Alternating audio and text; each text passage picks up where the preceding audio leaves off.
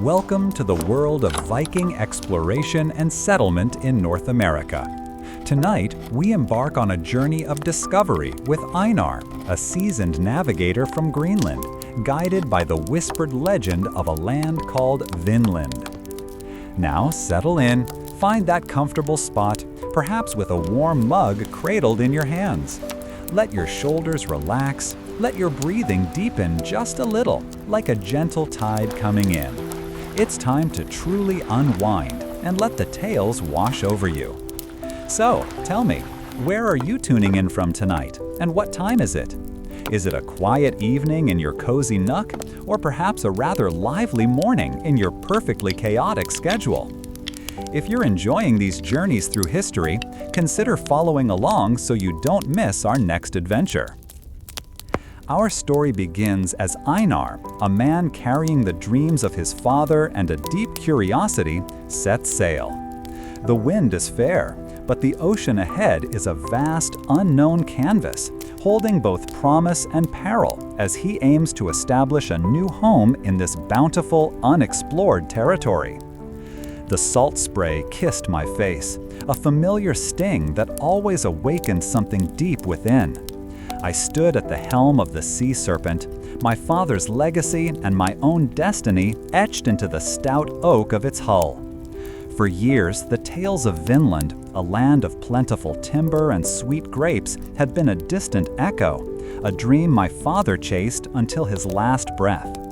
Now, with the chill of Greenland's embrace still clinging to my cloak, that dream was within my grasp. My expertise in reading the stars and the ocean's moods was honed by countless voyages, but this journey was different. The stakes were personal. My father's unfulfilled ambition was a debt I was determined to repay. Bjorn, my first mate, a man whose quiet strength I trusted implicitly, stood nearby, his gaze steady on the horizon. The crew, a mix of hopeful adventurers and seasoned sailors, buzzed with anticipation, but I felt the subtle undercurrent of unease. This was uncharted water, and the weight of their unspoken fears rested on my shoulders. I had to prove myself, not just as a navigator, but as a leader who could guide them to this fabled land and back again.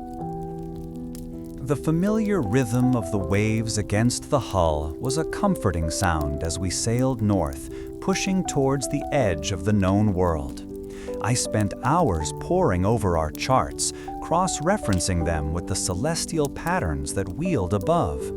My skill in celestial navigation was paramount here, where familiar landmarks vanished and the sea became a vast gray canvas. We encountered our first real challenge in the form of a squall, a sudden burst of fury from the heavens. The wind tore at our sail, and the waves rose like angry giants, threatening to engulf us.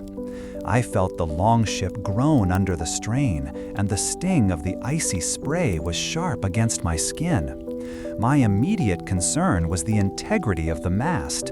A snapped mast meant being adrift, lost. I directed the crew with practiced commands, my voice cutting through the gale. Bjorn's steady hand on the tiller, a silent reassurance, helped me focus. This was the raw power of the ocean, a force I respected but also understood, and my ability to anticipate its shifts was key to our survival. After the storm's fury, a profound stillness settled over us, broken only by the mournful cry of unseen gulls. We sailed into a fog bank so dense it felt like we had entered another world. The familiar blues and grays of the ocean vanished, replaced by an oppressive white silence. Visibility dropped to mere yards, and the creaking of the ship's timbers seemed amplified, echoing eerily in the gloom. My navigational expertise was tested as the stars, our usual guides, were completely hidden. I relied on my instinct, the subtle shifts in the ship's movement, and the feel of the current beneath us. I recalled my father's lessons about using the subtle changes in water temperature and the patterns of drifting seaweed as indicators of proximity to land or currents. Each breath I took felt damp and chilled, and the uncertainty gnawed at me. The crew grew restless, their hushed conversations a constant reminder of their dependence on my decisions. As the fog finally lifted, the sight that greeted us was breathtaking. Jagged cliffs, green with life, rose from the sea, a stark contrast to the starkness of Greenland. The air, when it finally cleared my throat, carried the sharp, clean scent of pine and unfamiliar blossoms. We had found land. A sense of elation surged through me, but it was quickly tempered by caution. We were strangers here, and the abundance we sought might already be claimed. I ordered the longship anchored in a sheltered cove. The smooth, cool river stones beneath our feet, a welcome change from the deck. My first priority was to secure fresh water, a task that required me to venture inland with a small scouting party, including Thorfinn, our most skilled hunter. His knowledge of the land would be crucial, but I also sensed a restless ambition in him, a desire for spoils that worried me.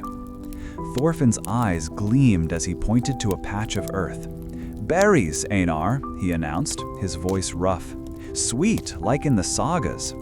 He gestured to bushes laden with plump, dark fruit.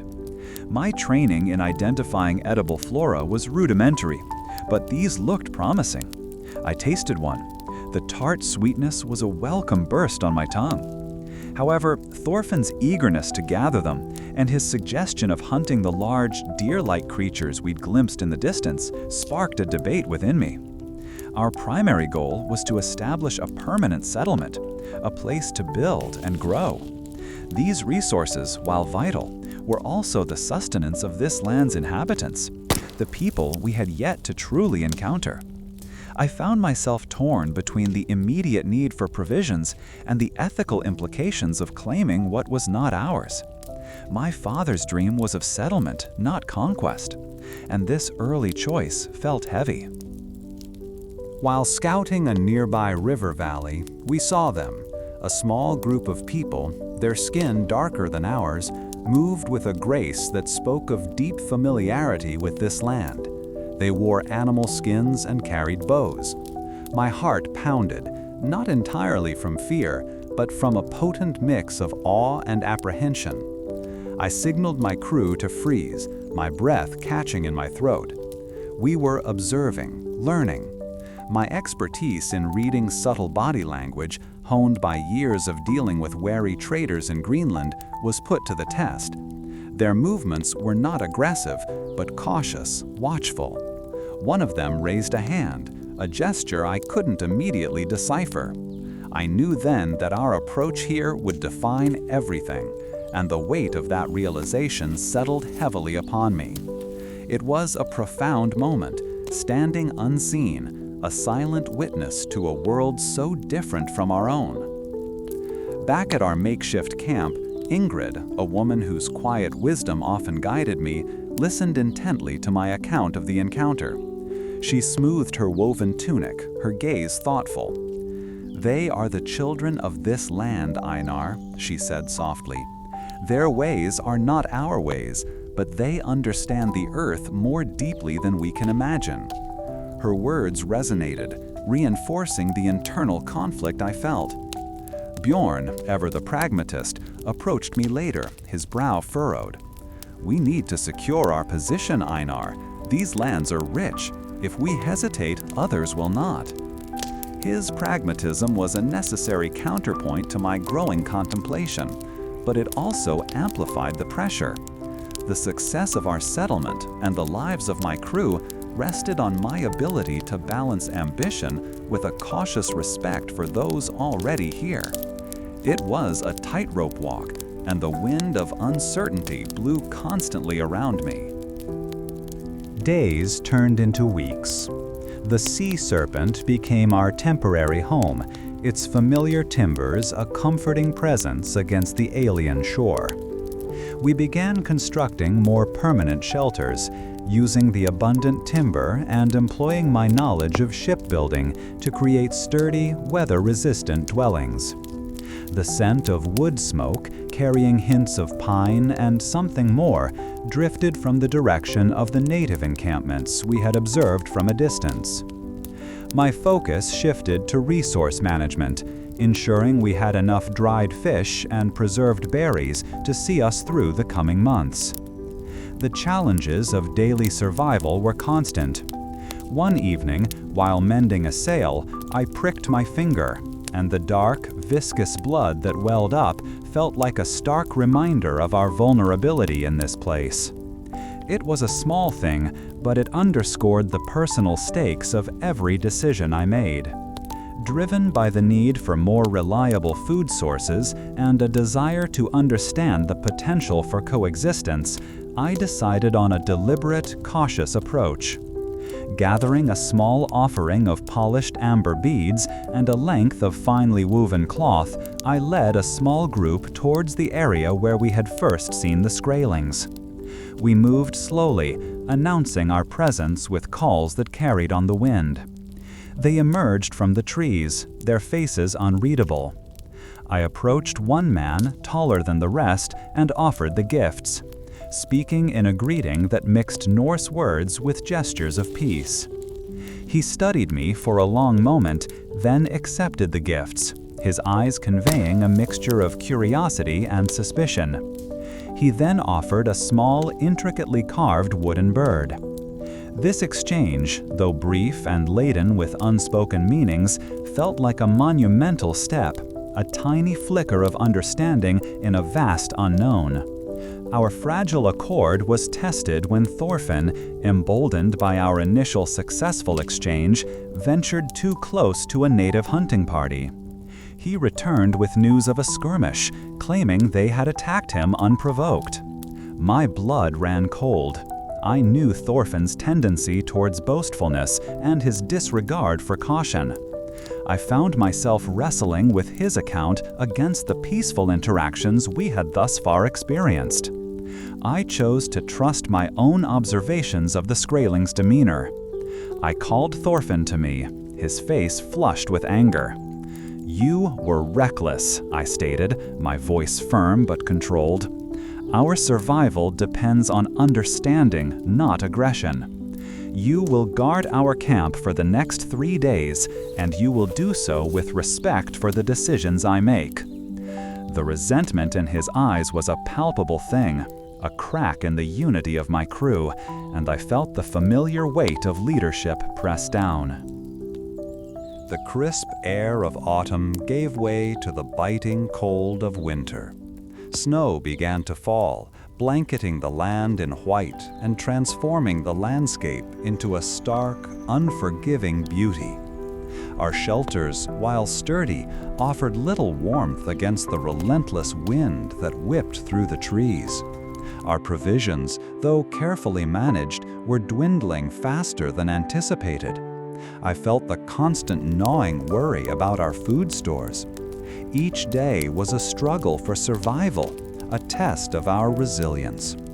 I remembered my father's words about respecting the seasons, about the importance of preparation. My professional expertise in longship construction, ironically, now translated into the need for skilled carpentry and insulation for our dwellings. The personal cost of this endeavor became clearer with each passing day, as weariness etched lines on the faces of my crew. We were learning the true meaning of endurance, a lesson etched in the harsh landscape.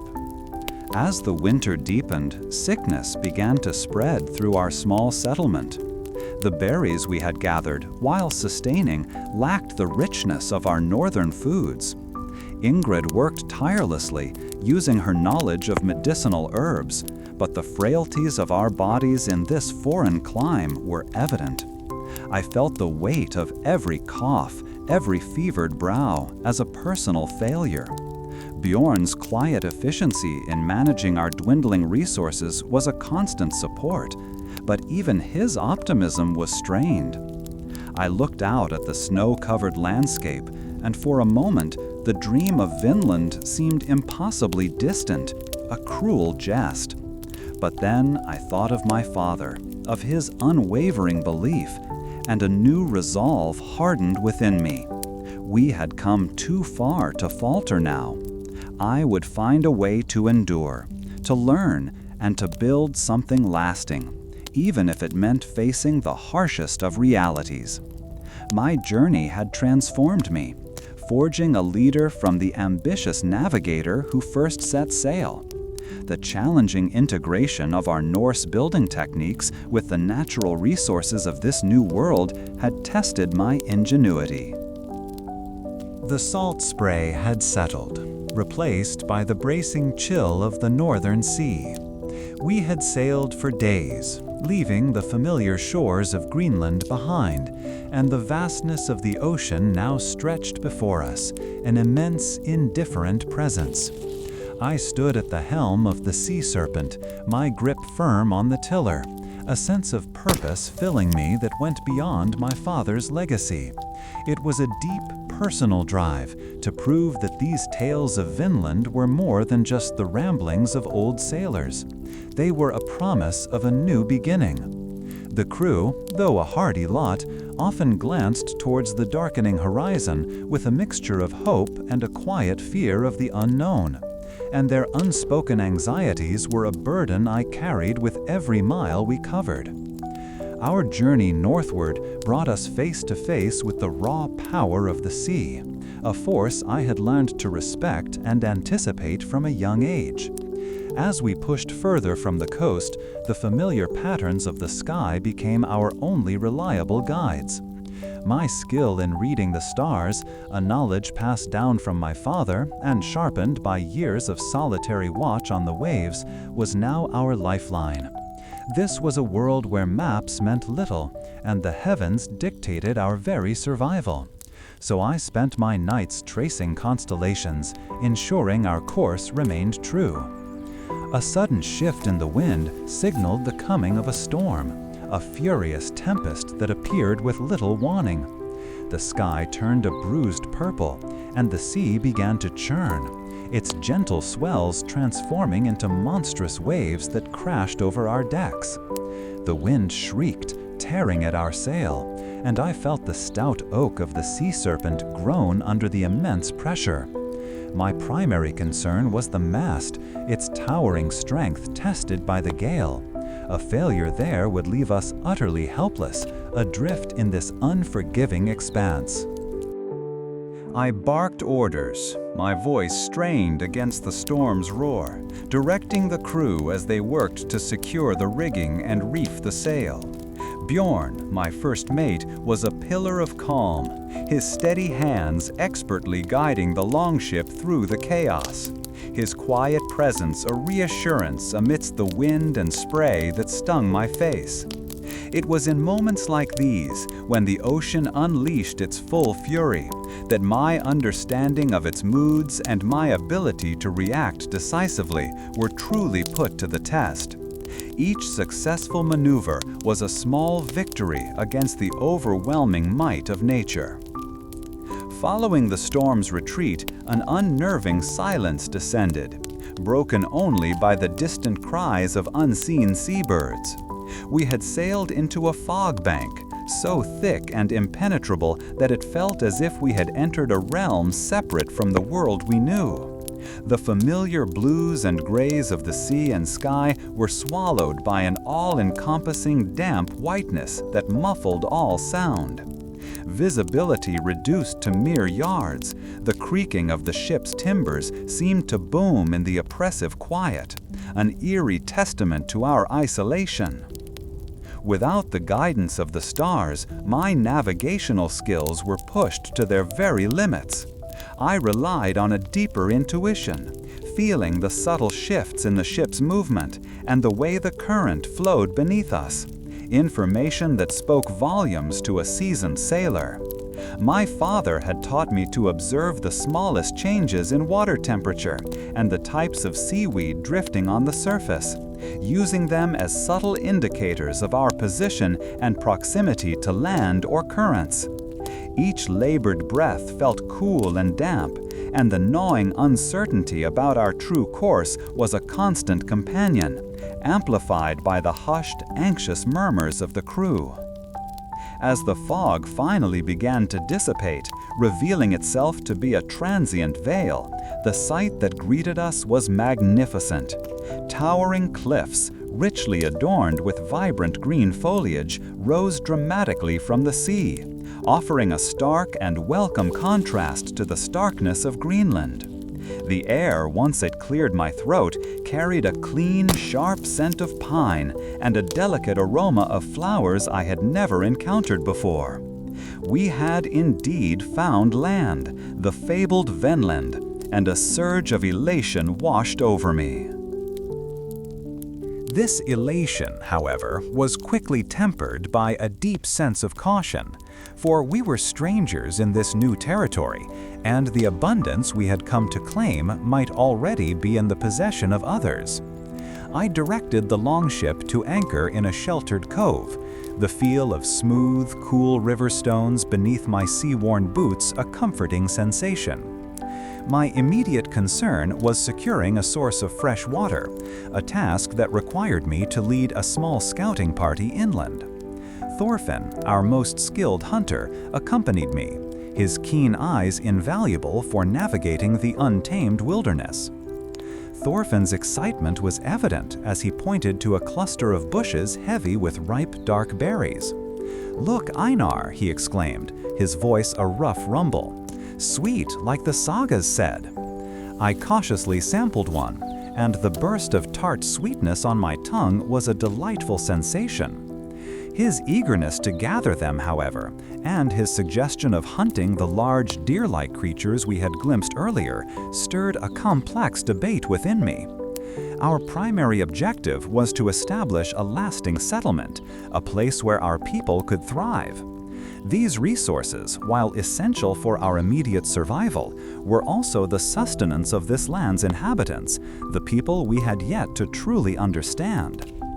I found myself wrestling with the conflict between our pressing need for provisions and the ethical weight of claiming what belonged to others. My father's vision was one of settlement and growth, not of unchecked appropriation, and this early decision felt profoundly significant. The potential for misunderstanding, even conflict, with the native population was a constant undercurrent in my thoughts, shaping my every move. While exploring a nearby river valley, our scouting party caught sight of them, a small group of people moving with an effortless grace that suggested a deep connection to this land. Their skin was darker than ours, and they were clad in animal skins, carrying bows. My heart began to pound, a mix of awe and apprehension stirring within me. I signaled for my companions to halt, my breath catching in my throat as we observed them from a distance, trying to glean as much as we could from their movements. Their demeanor was not aggressive, but rather cautious and watchful, their senses acutely aware of their surroundings. One of them raised a hand, a gesture that held an uncertain meaning for me. It was at this precise moment that I understood the profound importance of our approach here. Every action we took would shape our future in this place, and the weight of that realization pressed down upon me. This initial encounter with the indigenous people of Vinland lingered in my thoughts. The stillness that followed the storm was profound, yet my senses remained on high alert. After the fury of the squall, a dense fog had rolled in, erasing the horizon and muffling all sounds save for the creaking of the sea serpent and the mournful cries of unseen seabirds. The world had become a gray, silent void, and my navigational expertise, so reliant on the stars and the familiar ocean's patterns, was rendered almost useless. I found myself relying on an older knowledge, instincts honed by years at sea, remembering my father's lessons about reading the subtle shifts in the water's movement and the types of seaweed that drifted past, telling tales of currents and proximity to land. This unseen world pressed in. Each breath I took felt damp and chilled, and the growing quiet seemed to amplify the crew's unspoken anxieties. This eerie quiet, however, was punctuated by the faint but distinct sound of water dripping onto wood, a sound that seemed to emanate from the very ship itself, a testament to the storm's recent violence. I moved about the deck, my boots crunching softly on the damp wood, checking on the men and ensuring all was secure.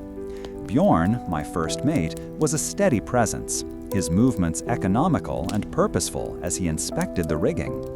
It was during these rounds that I noticed a subtle but unsettling change in the ship's timbers, a faint, almost imperceptible softening, as if the constant dampness was beginning to work its way into the stout oak that formed our vessel.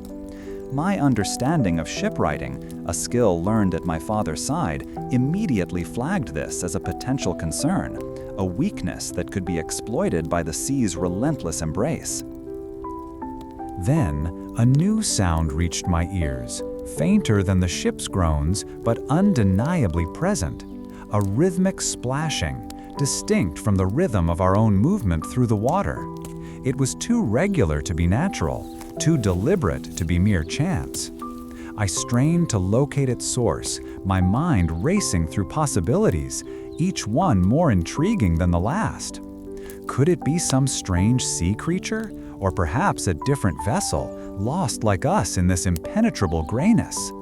The uncertainty fueled a sense of discovery, a quiet excitement that always accompanied the edge of the unknown, even amidst the pervasive gloom.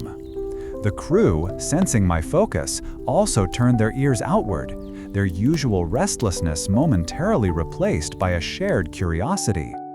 As if summoned by our collective attention, the fog began to thin, revealing not the open sea, but the silhouette of land. Not the jagged, imposing cliffs we would later see, but a gentler, tree-lined coast, a promise of respite, and, perhaps, of Vinland itself.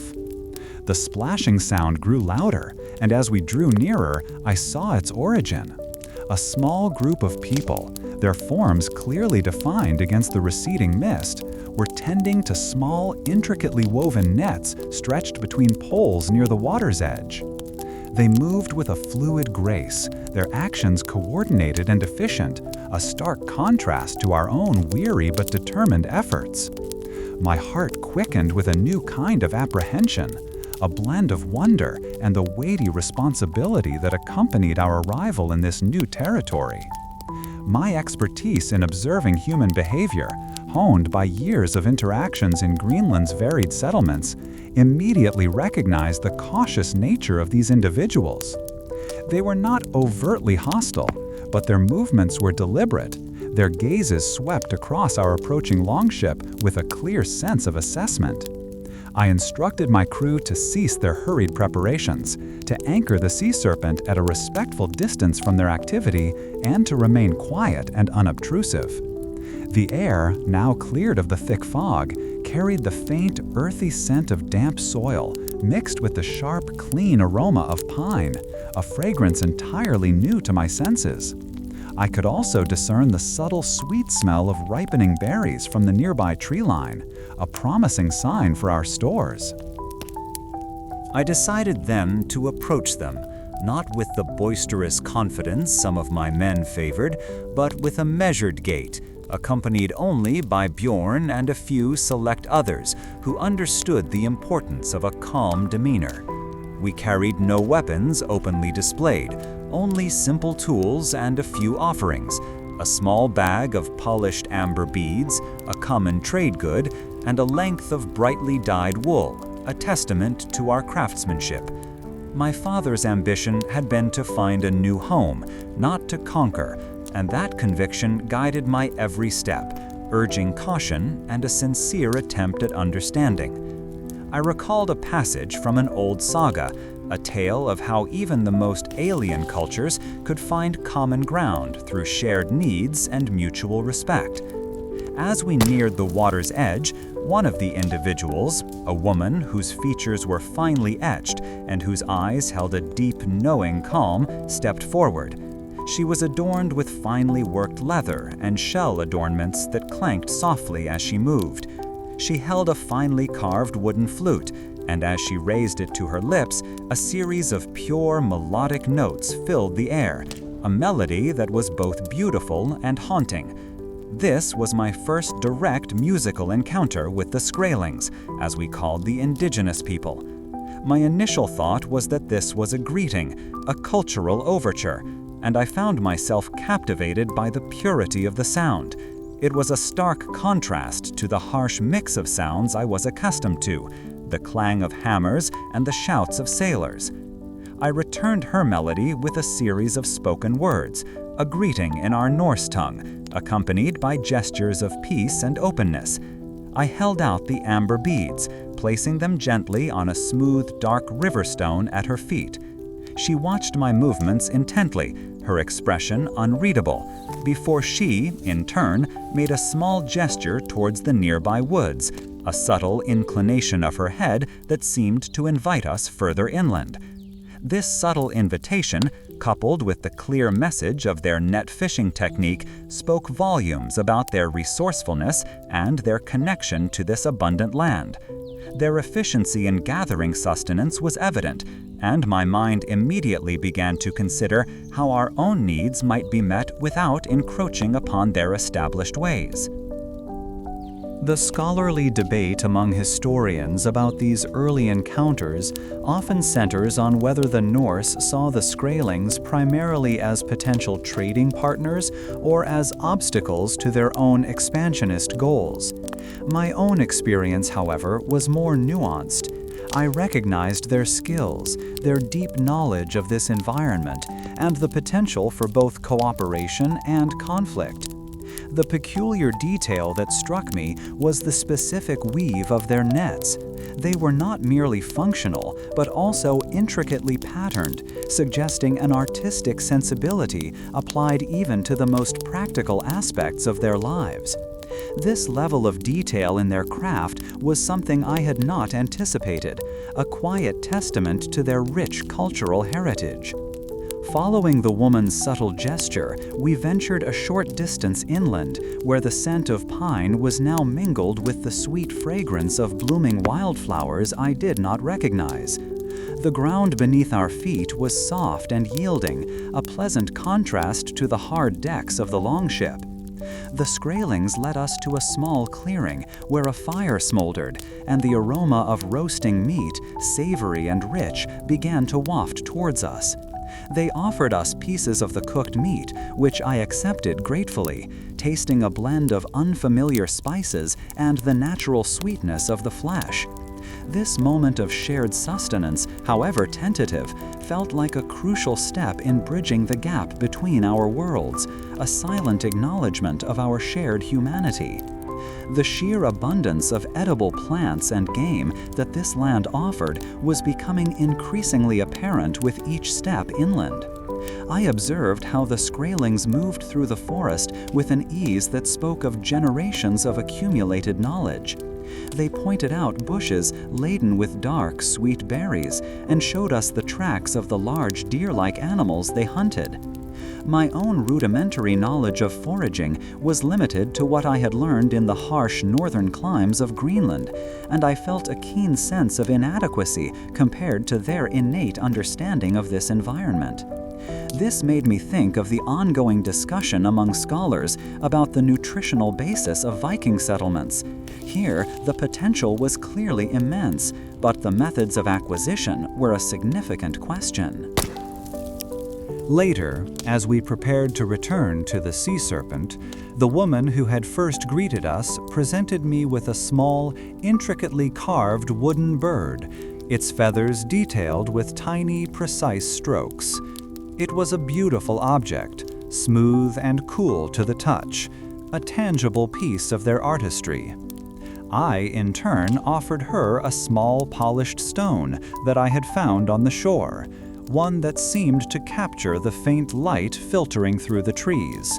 This exchange, though silent, felt significant, a recognition of a mutual curiosity that transcended our different languages and customs. It was a small gesture, but it held the promise of something more, a bridge built with shared respect. As we sailed away from the shore, the fog having lifted entirely, revealing a clear, pale blue sky, I found myself reflecting on the profound difference between the tales of Vinland and the reality I had experienced. The land was indeed bountiful, but its true riches lay not just in the timber and grapes, but in the knowledge and traditions of the people who called it home. My father's dream was of establishing a settlement, and I now understood that such an endeavor required more than just sturdy ships and skilled hands. It demanded an understanding of the existing inhabitants, a willingness to learn, and a commitment to coexisting. The memory of the carved bird and the soft notes of the wooden flute were now etched in my mind, markers of a path forward that was far more complex and far more rewarding than I had ever imagined. The lifting fog revealed not just a new land, but a new rhythm of life, one dictated by the very earth beneath our feet. My decision to anchor in the sheltered cove, while safe, brought with it a gnawing worry about our long-term provisions. The bounty Thorfinn had excitedly pointed out, those plump dark berries, was a vital resource, yet the ethical quandary of taking it without fully understanding its place in this new ecosystem weighed heavily on my mind. My father's ambition was to establish a home, not to be a source of conflict, and this early fork in the path demanded careful consideration of our purpose here. The memory of the carved bird and the soft notes of the wooden flute were now etched in my mind, markers of a path forward that was far more complex and far more rewarding than I had ever imagined. Building on the tentative peace we had established, I directed the crew to begin more permanent shelters, utilizing the abundant timber that Thorfinn had initially eyed for hunting. My expertise in longship construction, the very skills that had brought us across the vast ocean, now translated into the necessity of creating dwellings that could withstand the coming seasons. The distinct scent of pine, mixed with a subtle damp earth smell after a brief morning shower, filled the area as we worked. Each cut of the axe, each joined timber, felt like a step towards permanence, a tangible answer to my father's dream. Yet the quiet watchfulness of the unseen inhabitants remained a constant undercurrent. This transition from temporary camp to nascent settlement required a communal effort, a shift from individual survival to the coordinated actions of a growing community. I observed how the crew members, accustomed to the ship's deck, adapted to working the soil, preparing patches for planting and carefully rationing the dried fish we had brought from Greenland. Ingrid, with her practical knowledge of cultivation gleaned from our home, guided some of the women in selecting suitable ground, their movements slow and deliberate under the mild sky. This focus on collective building, on transforming the raw materials of this land into a semblance of home, fostered a sense of shared purpose that had been less evident during the voyage. Meanwhile, across the small bay, I noticed smoke rising from a more established native encampment, a visual cue that their lives here were deeply rooted. This observation reinforced my concern about our resources. Were we taking from a land already cultivated and managed by these people? Thorfinn's earlier eagerness to hunt the deer-like creatures, while understandable from a hunter's perspective, now seemed like a potential disruption to a delicate balance. My primary responsibility was to ensure my crew's safety and prosperity, but I could not ignore the impact of our presence on those who had called this place home for generations. One afternoon, while scouting for fresh water further inland, I stumbled upon a small, cleared area where several families seemed to be gathering roots and herbs. The soft crunch of dry leaves under my boots announced my presence, and they turned, their movements fluid and unhurried. I held up my hands, palms open, a universal gesture of non-aggression, and offered a respectful nod. One of the elders, a woman with streaks of gray in her dark hair, met my gaze with an expression that was neither hostile nor welcoming, but simply watchful. This silent observation, the assessing of my intent by those who knew this land intimately, was a powerful lesson in humility and restraint.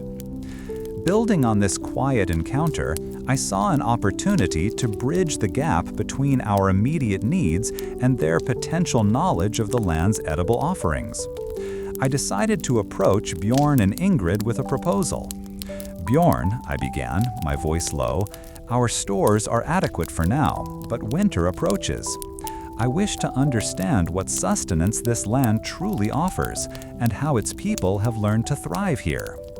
Bjorn nodded slowly, his practical mind already assessing the risks, while Ingrid's eyes lit with a quiet curiosity, recognizing the wisdom in seeking knowledge from those who possessed it. This contemplation led me to initiate a more deliberate cultural exchange, a step beyond the initial offering of amber beads. I gathered a small group, including Ingrid, and we approached the larger settlement where we had seen the smoke.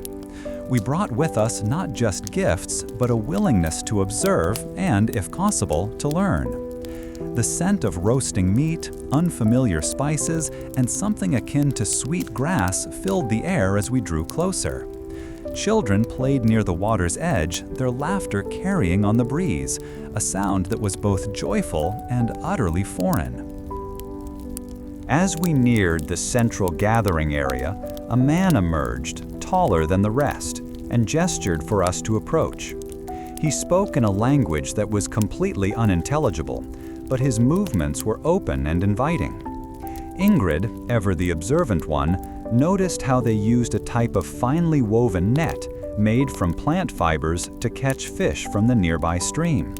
She pointed to it, then to our own nets, which were cruder and less effective. This visual communication, this sharing of practical skills without spoken words, felt more profound than any formal treaty. Following this observation, I realized that our limited knowledge of local flora was a significant disadvantage. The berries Thorfinn had found were a good start, but what other sustenance did this land provide, and how was it harvested? I recalled my father's tales of explorers who had learned to identify edible plants by watching the local animals, a practice I had dismissed as fanciful in my youth. Now, however, I saw the practical wisdom in such an approach, a method of discovery driven by careful observation of the natural world and its inhabitants. The Skraelings, as we had begun to call them, seemed to have a deep understanding of the seasons, of when certain plants would yield their fruit, or when the fish would run thickest in the rivers. I watched them meticulously drying fish, their methods efficient and their storage techniques seemingly designed to last. This level of preparation struck me as vital for our own survival, and I felt a growing urgency to learn their ways, to understand the cyclical bounty of this land. It was clear that simply imposing our own methods would not be enough to thrive. This focus on their traditions and deep connection to the land led me to a humbling realization. My navigational expertise, my skill in reading the stars, had brought us here, but survival and settlement depended on a different kind of knowledge, one rooted in the intimate understanding of the soil, the waters, and the seasons. I found myself contemplating how much of what we considered essential knowledge was merely a product of our own limited environment, and how much more there was to learn from those who had lived in harmony with this place for generations. The challenge now was to integrate this newfound respect for their ways with the urgent need to secure our own future. I knew that Thorfinn's impatience and desire for quick gains could easily jeopardize the fragile trust we were building.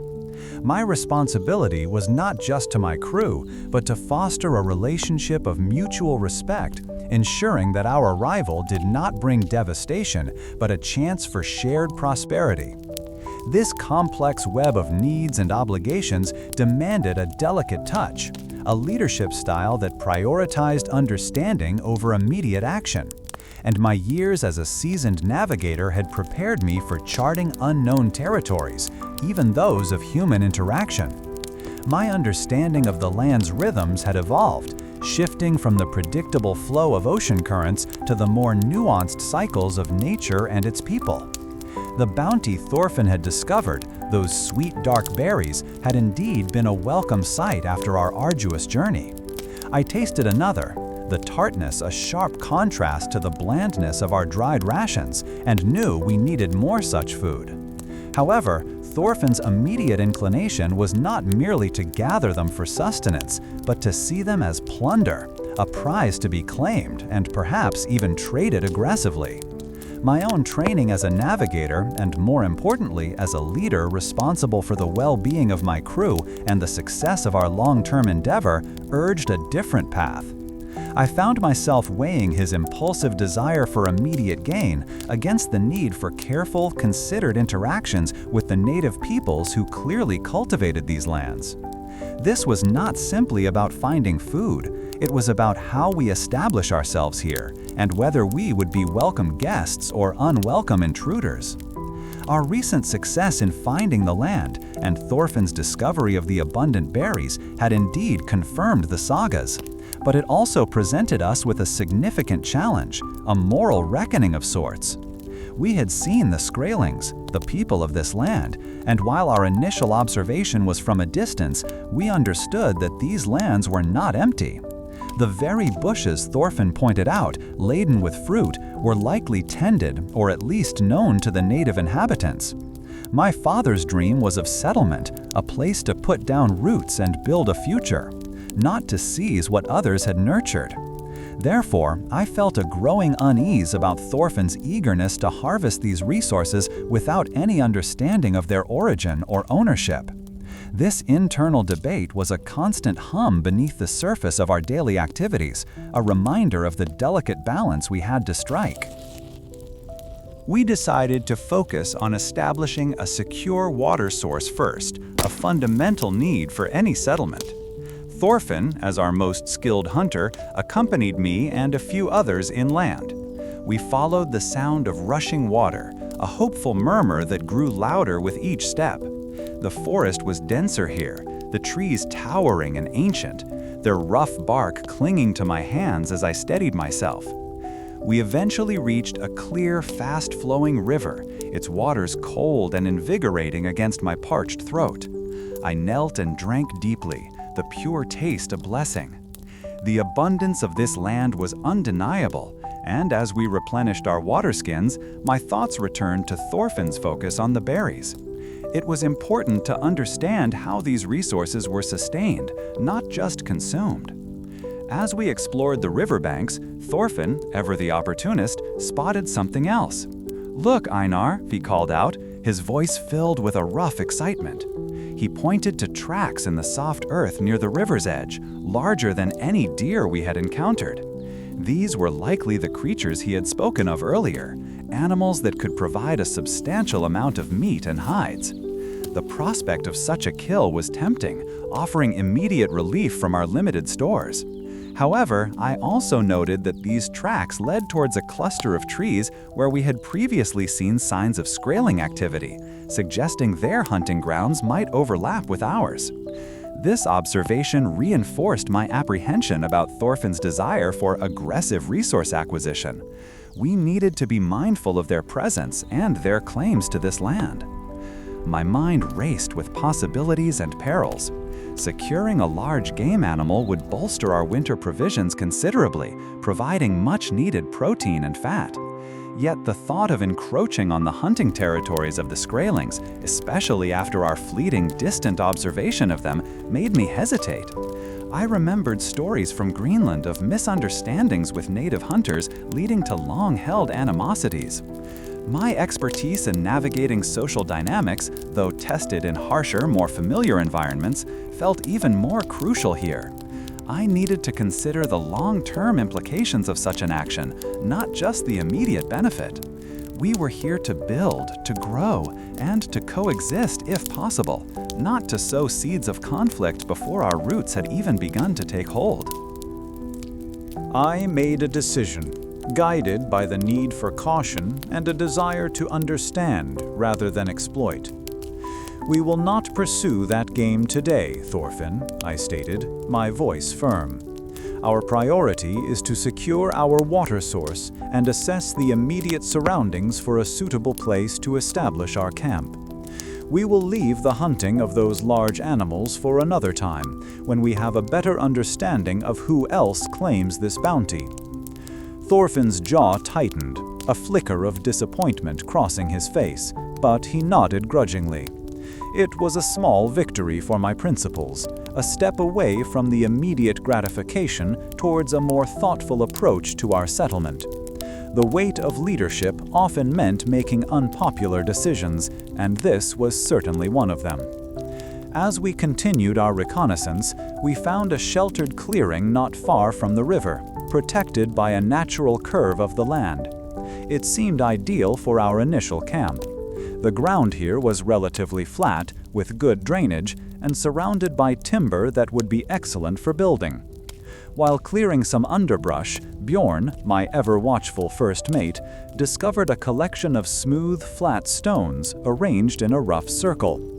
They were too regular to be natural, suggesting they had been placed there deliberately, perhaps as a hearth or a meeting place for the Skraelings.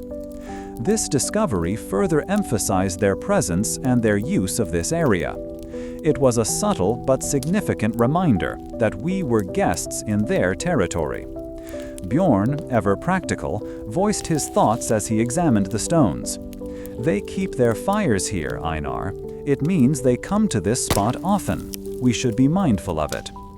His observation was a quiet confirmation of my own growing awareness.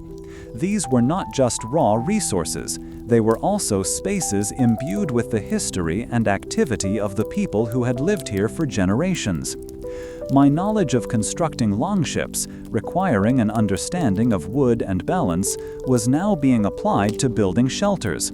But the principle of respecting the materials, of working with them rather than against them, felt applicable to our human interactions as well. We needed to build trust as much as we needed to build walls. Later, as we began to set up our temporary shelters, a small group of Skraelings emerged from the trees not too far from our clearing. They were perhaps 3 or 4 individuals, their movements silent and fluid as they observed us from the edge of the forest.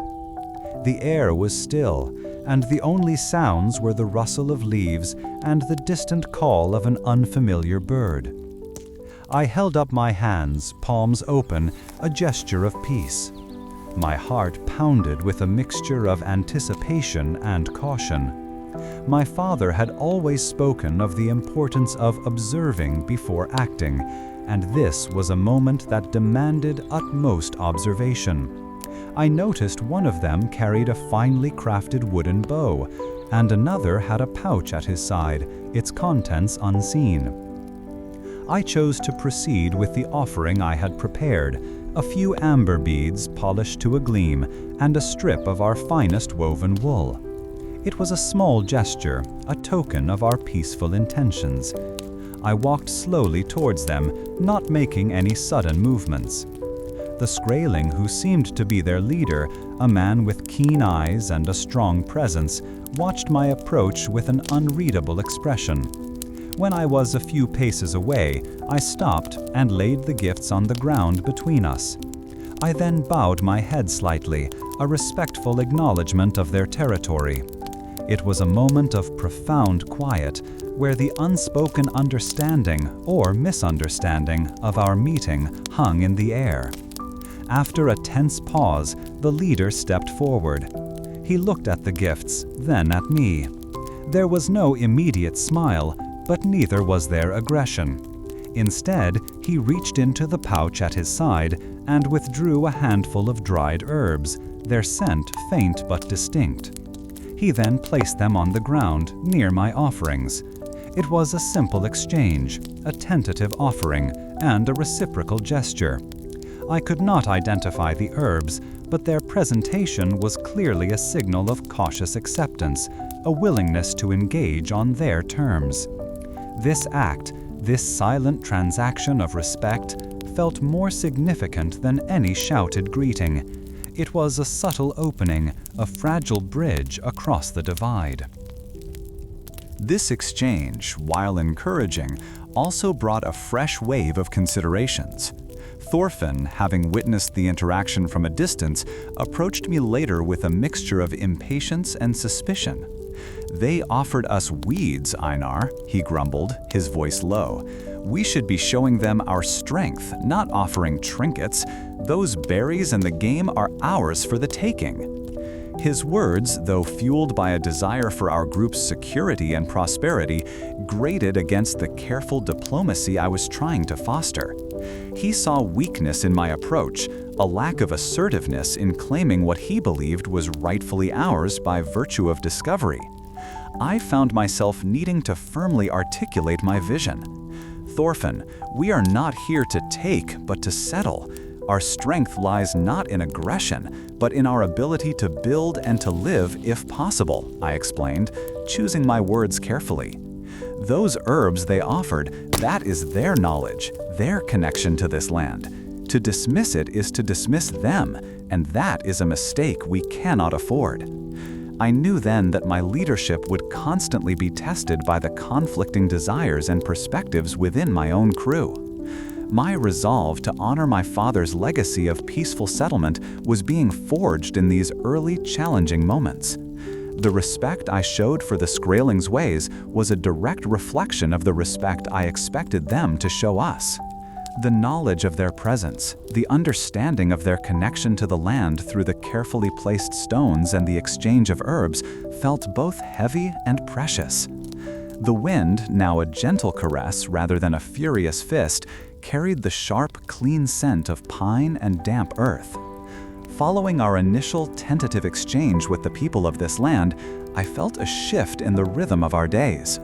While Thorfinn still chafed under my directive and the gnawing worry about winter provisions lingered, a new focus emerged, observing and learning their ways of living with this abundant yet unfamiliar place. We had seen them move with a silent, coordinated effort, their knowledge of the terrain a visible extension of their being. And I understood that our survival depended not just on our strength, but on our ability to understand the subtle language of this new world. This desire for deeper understanding, rather than immediate acquisition, now guided my decisions as I looked towards the horizon, seeking opportunities to learn more about their connection to the land. Indeed, our scouting parties began to venture further inland, not with the goal of claiming territory, but with a quiet curiosity about how these people sustained themselves. I recalled my father's insistence on the importance of observing local practices, a wisdom gained from years of trading with different communities in the north. He would often say that true wealth lay not in what one could take, but in what one could learn to use wisely. This philosophy now guided my own approach, and I instructed my men to move with care, to notice the small details of their lives that spoke volumes about their relationship with the forests and rivers. We watched from a distance as they expertly navigated the dense woods, their movements economical and purposeful, a stark contrast to our own more forceful presence. One afternoon, while tracking a swift river upstream, we stumbled upon a scene that offered a profound glimpse into their daily lives. Several of their women were gathered near a clearing, their hands stained with the dark hues of crushed berries. They worked with a practiced efficiency, their low murmurs a soft counterpoint to the rustling leaves. Near them, a small fire crackled, and the rich, sweet aroma of simmering fruit filled the space. It was clear they were preparing food for preservation, using methods that were entirely new to me, though the abundance of the berries themselves was something I recognized. This communal activity, this shared effort towards ensuring sustenance, struck me as a powerful testament to their community bonds, a facet of their existence we had yet to fully grasp. My own expertise in preserving provisions, honed during the lean months in Greenland, felt suddenly inadequate. I had relied on drying and salting, methods that required specific conditions and resources. These women, however, were employing a technique involving boiling and thickening the berry pulp, a process that seemed to draw out a deep, rich flavor. I observed their careful use of heated stones to regulate the cooking, a method both simple and effective.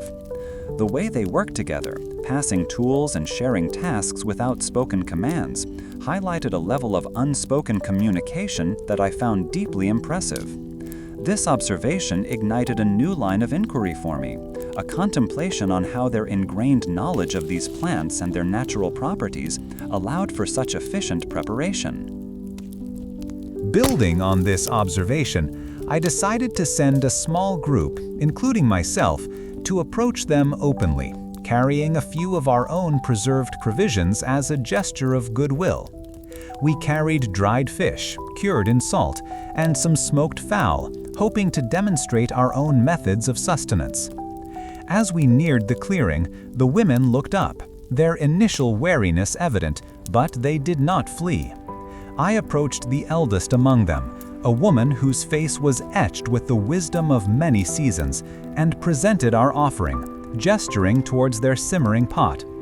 She examined our dried fish with a curious expression, her fingers tracing the patterns of the salt, and then, with a gentle smile, she offered us a taste of their cooked berries. The taste was unlike anything I had experienced before. It was intensely sweet, with a tartness that lingered on the tongue, and a depth of flavor that spoke of the rich soil from which it came.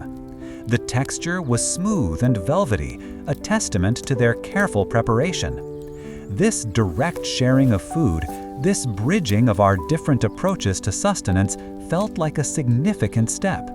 It was a moment of shared humanity, a recognition that despite our different origins and customs, we both understood the fundamental need to nourish ourselves and our communities.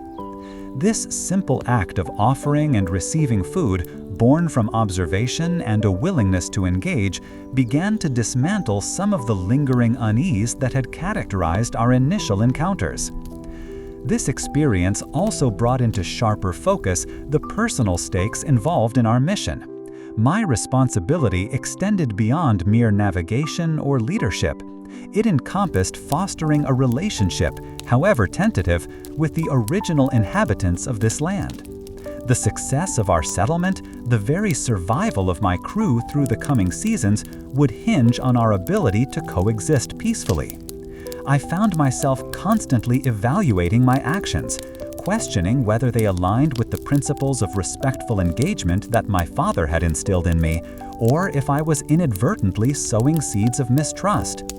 The weight of these considerations was often felt in the quiet moments, when the clamor of daily tasks subsided and the future loomed large. Meanwhile, back at our growing camp, the construction of more permanent shelters continued. My knowledge of longship design, with its emphasis on sturdy joinery and weather resistance, proved invaluable. We learned to adapt the techniques, utilizing the readily available timber and employing simpler methods for roofing, weaving reeds and grasses to create a strong barrier against the elements.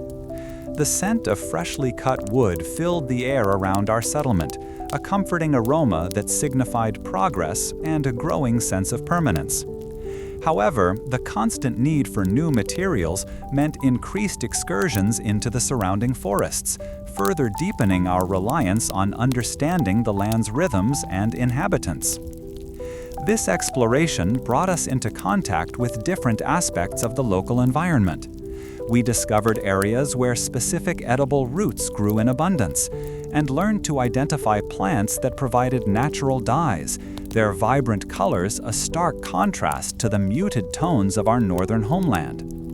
The subtle changes in the forest floor, the types of fungi present, and the calls of unfamiliar birds all became indicators of the land's bounty and its potential dangers. I was particularly struck by the intricate network of animal trails, clear evidence of the Skrolling's intimate knowledge of the territory, as they seemingly moved through the wilderness with an innate sense of direction. Considering these observations, a question began to form in my mind. How did these people, with no written records that I could discern, possess such a deep and comprehensive understanding of their environment? It seemed their knowledge was passed down through generations, woven into their daily practices and spoken traditions, a living testament to a profound connection with nature. This contemplation led me to consider the ways in which we, as newcomers, could learn from them, not just for survival, but to truly appreciate the richness of this land. It was a complex thought, one that challenged my preconceived notions of progress and civilization, suggesting that true mastery of a place came from understanding rather than dominance. As the days grew shorter and the chill in the air became more pronounced, the need to secure our food stores became paramount. My earlier apprehension about Thorfinn's ambition returned, but now it was tempered with a growing understanding of the need for collaboration. He remained restless, eager for action, but the initial success of our peaceful exchanges had, at least for now, curbed his more impetuous tendencies. I saw an opportunity to channel his energy, to make him a bridge between our needs and the knowledge of the locals, if he could be persuaded to act with respect. This internal wrestling with his character and how to best utilize his strengths while mitigating his weaknesses continued to be a significant challenge. The practicalities of our settlement also demanded constant attention. Ensuring a steady supply of fresh water, maintaining our shelters against the encroaching autumn dampness, and organizing the collection and preparation of food were ongoing tasks. My role as leader meant not only making decisions, but also ensuring those decisions were executed effectively by the crew, each with their own strengths and weaknesses. I learned to delegate tasks, trusting Bjorn's steady hand in managing the day-to-day operations, while I focused on the broader challenges of diplomacy and long-term planning. This division of labor was essential for our collective survival, a reflection of the intricate social structures that even our small group had begun to develop. The memory of that shared meal, of the sweet berries and the quiet smiles, remained with me. It was a powerful reminder that our journey was not solely about claiming a new land, but about finding our place within it, alongside those who had called it home for centuries. This adventure had certainly altered my perspective on what it meant to be a discoverer, shifting the focus from conquest to comprehension, from taking to understanding. The whispers from the north had grown louder, speaking of a land of green forests and sweet fruits, a place my father had yearned to find. My commitment to his memory, a promise etched deep in my soul, now drew me toward this distant promise. Bjorn, my steadfast first mate, a man whose loyalty was as unwavering as the North Star, stood beside me on the deck of the Sea Serpent.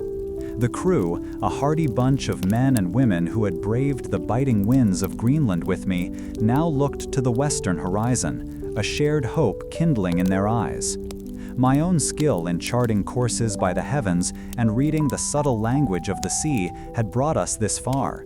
But the journey ahead demanded more than mere navigation. It required understanding, adaptability, and a strength of spirit that could weather any storm, both from the sky and from within. The squall that had tested our resolve had passed, leaving behind a deceptive calm and a sky the color of bruised plums.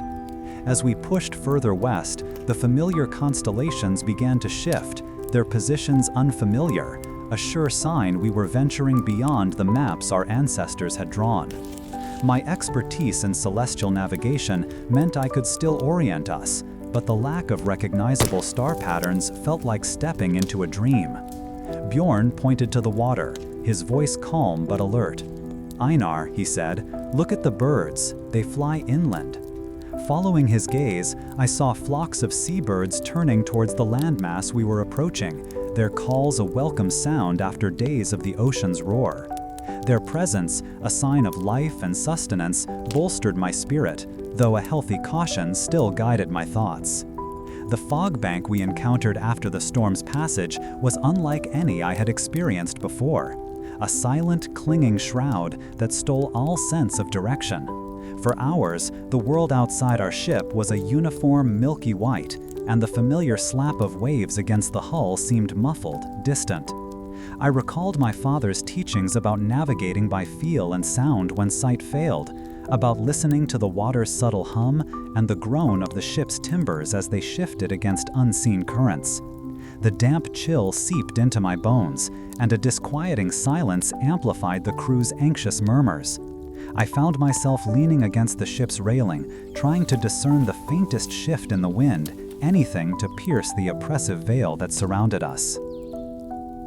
When the fog finally thinned, revealing a coastline of startling green, a collective sigh of relief rippled through the ship.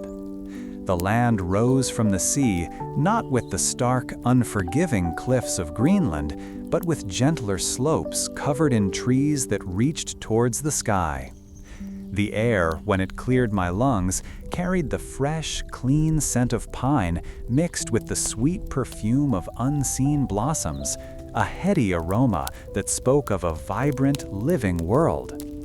We anchored in a sheltered cove, the water here so clear I could see smooth, colorful stones on the seabed. My initial elation was quickly followed by a deep sense of responsibility. This abundant land was not empty. We had seen signs of its inhabitants, and our presence here must be respectful if we were to find the peace and prosperity we sought. Thorfinn, ever eager to assert his prowess, had returned from a brief scouting trip with tales of plentiful game and a clearing he had discovered, marked by carefully placed stones. He described it as a place of gathering, and indeed, the arrangement of the rocks suggested a deliberate purpose, perhaps even a form of seasonal marker. He also spoke of the bounty of berries, the very fruits my father had dreamed of, and his eyes held that familiar glint of ambition, a desire to claim and possess. I tasted a berry Thorfinn offered, its sharp sweetness a jolt of pure, unadulterated flavor. Yet my thoughts were not solely on filling our stores. I wrestled with the implications of our presence. Were these resources truly ours for the taking, or did they belong to those who had cultivated them? My father's vision was of building a new home, not of displacing others, and this internal debate weighed heavily upon me. It was during a subsequent exploration, following a winding river inland, that we first encountered them more closely. A small group of people, their skin the color of rich soil and their movements fluid like water, emerged from the trees. They carried bows, and their attire, fashioned from animal hides, blended seamlessly with the forest around them. My heart quickened. This was the moment of truth. I signaled my men to halt, my breath catching in my throat. I remembered my father's stories of meeting new peoples, of the importance of caution and observation before any kind of approach.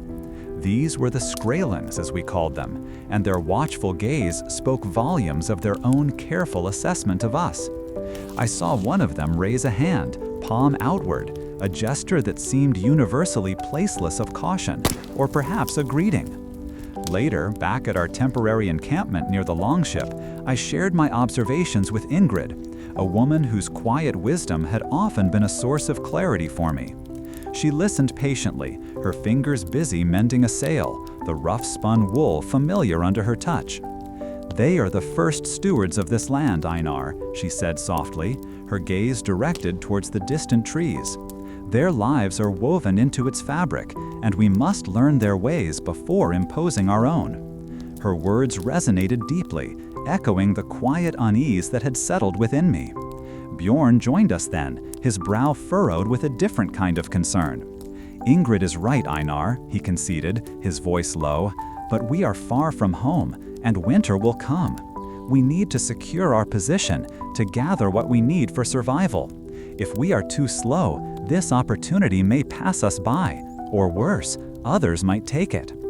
The sea serpent had become more than just a ship. It was now our hearth and our shelter, its sturdy timbers a testament to the skill of our shipwrights and a symbol of home in this alien land. We began constructing more permanent dwellings, using the abundant timber and employing techniques I had learned from years of building and repairing longships. These new structures were designed to withstand the elements, their roofs thatched with reeds and their walls chinked with moss. The scent of wood smoke, a comforting, familiar aroma, began to drift from the direction of the native encampments we had observed from afar, hinting at their own domestic routines. My daily focus was on managing our dwindling resources, on ensuring that our stores of dried fish and preserved berries would see us through the uncertain months ahead. It was a constant gnawing worry, a reminder of our isolation and our vulnerability.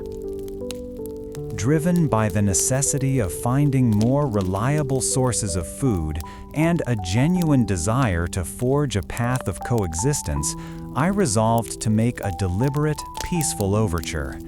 I gathered a small offering, a handful of polished amber beads, their warm golden glow a symbol of the sun's favor, and a length of finely woven cloth, its intricate patterns a testament to the skill of our weavers.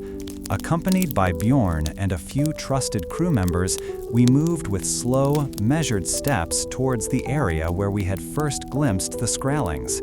We called out as we approached, our voices carrying on the wind, hoping to announce our peaceful intentions. They emerged from the trees, their expressions unreadable, their eyes assessing us with a quiet intensity. I stepped forward, holding out the gifts, and spoke a greeting in our tongue, mixing in gestures of peace and goodwill.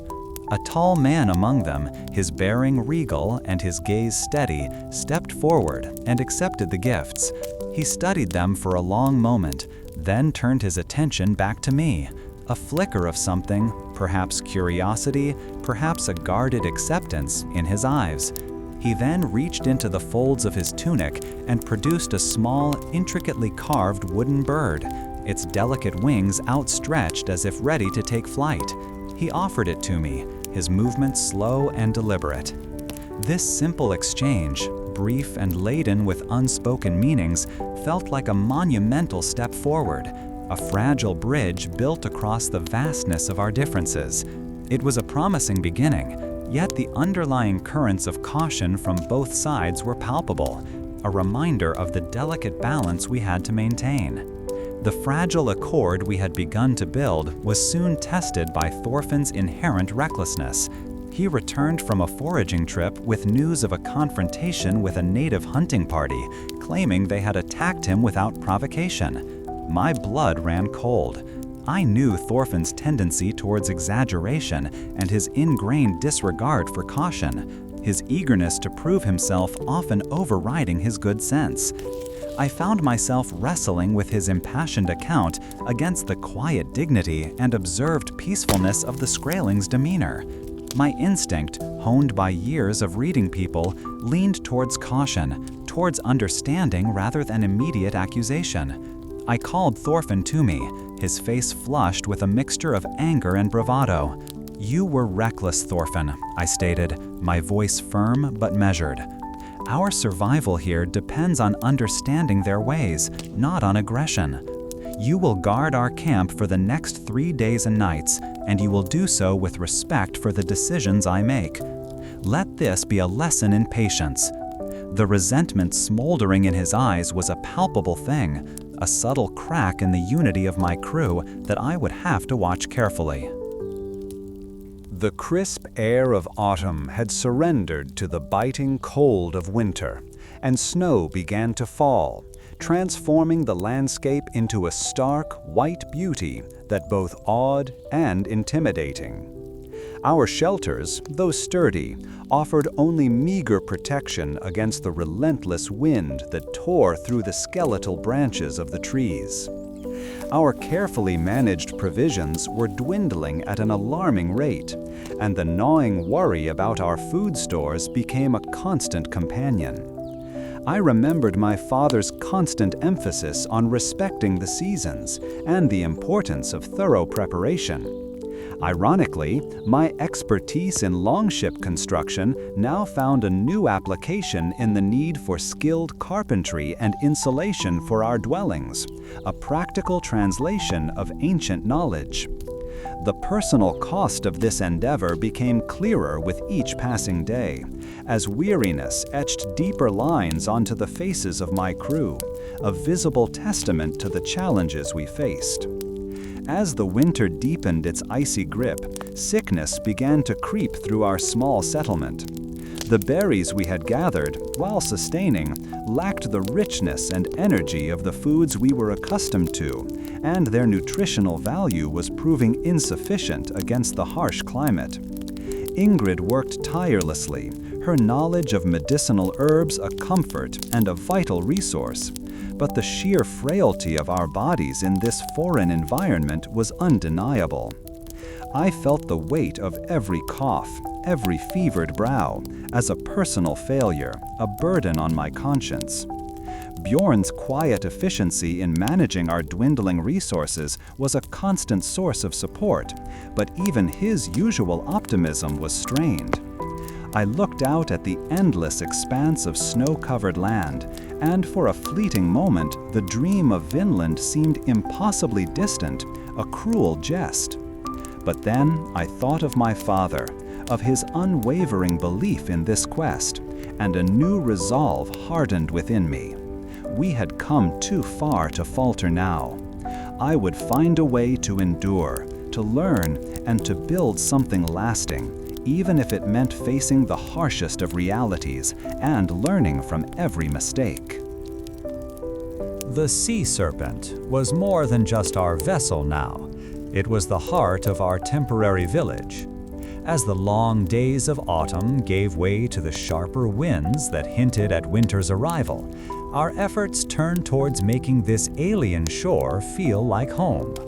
We began to use the ship's sturdy timbers, not for sailing, but for building. My knowledge of Viking longship construction, a craft passed down from my father, proved invaluable in fashioning shelters that could withstand the coming cold.